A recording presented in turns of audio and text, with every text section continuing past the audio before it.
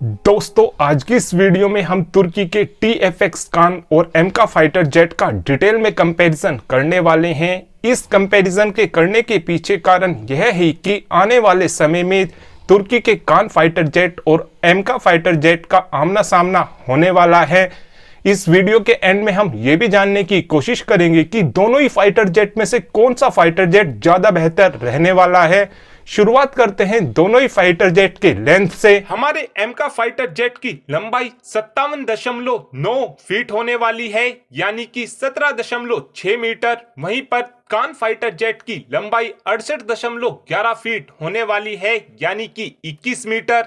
तुर्की का कान fighter jet हमारे एमका fighter jet से थोड़ा बड़ा होने वाला है। वहीं पर हमारे एमका फाइटर जेट का विंग स्पैन यानी कि हमारे एमका फाइटर जेट के पंखों की चौड़ाई 36.6 फीट होने वाली है, यानी 11.13 मीटर। वहीं पर तुर्की के कान फाइटर जेट के पंखों की चौड़ाई 45.11 फीट होने वाली है, यानी 14 मीटर। पंखों की चौड़ाई के मामले में भी तुर्की का कान फाइटर जेट थोड़ा चौड़ा फाइटर जेट होने वाला है। वहीं पर हमारे एमका फाइटर जेट की हाइट 14.9 फीट होने वाली है, यानी 4.5 मीटर। वहीं पर तुर्की के कान फाइटर जेट की हाइट 19.8 फीट होने वाली है, यानी कि 6 मीटर।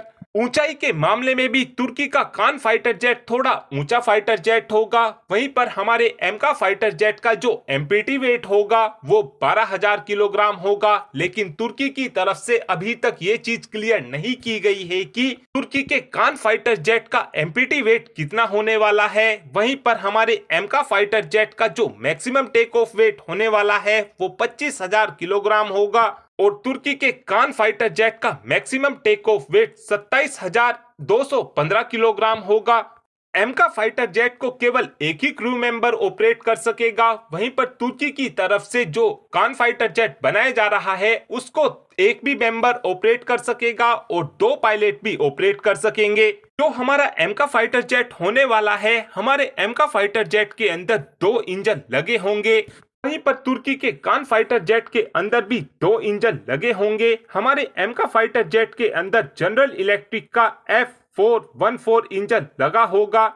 ये इंजन ड्राई अवस्था में 57.8 किलो न्यूटन के थ्रस्ट को जनरेट कर सकता है और आफ्टर बर्नर के साथ ये इंजन 97.9 किलो न्यूटन के थ्रस्ट को जनरेट कर सकता है। वहीं पर जो तुर्की के कान फाइटर जेट के अंदर इंजन लगा होगा, इस इंजन का नाम F110 होने वाला है, जो ड्राई अवस्था में 76.31 किलो न्यूटन के थ्रस्ट को जनरेट कर सकेगा और आफ्टर बर्नर के साथ ये इंजन 131 किलो न्यूटन के थ्रस्ट को जनरेट कर सकेगा। यानी कि इंजन के पावर के मामले में भी कान फाइटर जेट के अंदर ज्यादा शक्तिशाली इंजन लगा होगा। लेकिन दिक्कत वाली कोई भी बात नहीं होने वाली है, क्योंकि भारत की तरफ से अपने एमका मार्क 2 फाइटर जेट के लिए इंजन को डेवलप किया जाएगा जो 120 किलो न्यूटन के थ्रस्ट को जनरेट कर सकेगा। हमारा नया इंजन कान फाइटर जेट को पूरी तरीके से टक्कर देने में सक्षम हो जाएगा। हमारे एमका फाइटर जेट की स्पीड 2.15 मैक होने वाली है, यानी कि 2600 किलोमीटर प्रति घंटा। वहीं पर तुर्की के कान फाइटर जेट की स्पीड केवल 1.8 मैक होने वाली है, यानी कि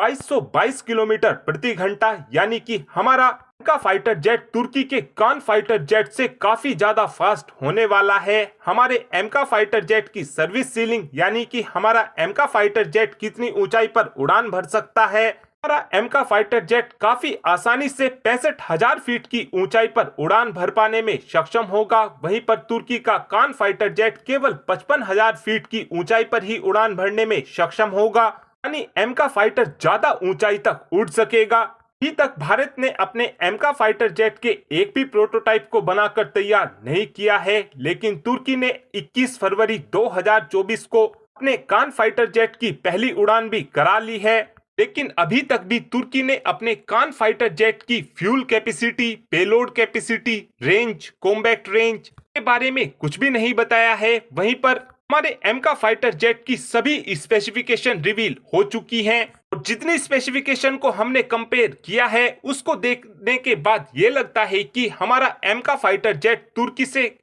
के कान फाइटर जेट से ज्यादा बेहतर फाइटर जेट होने वाला है। और इस कंपैरिजन को देखने के बाद अब आप भी कमेंट कर बता सकते हैं कि हमारा एमका फाइटर जेट ज्यादा शक्तिशाली होने वाला है या फिर आपका ये मानना है कि तुर्की का कान फाइटर जेट ज्यादा पावरफुल होने वाला है। इस बात का आंसर आप कमेंट बॉक्स में दे सकते हैं। Thanks for watching this video. Have a good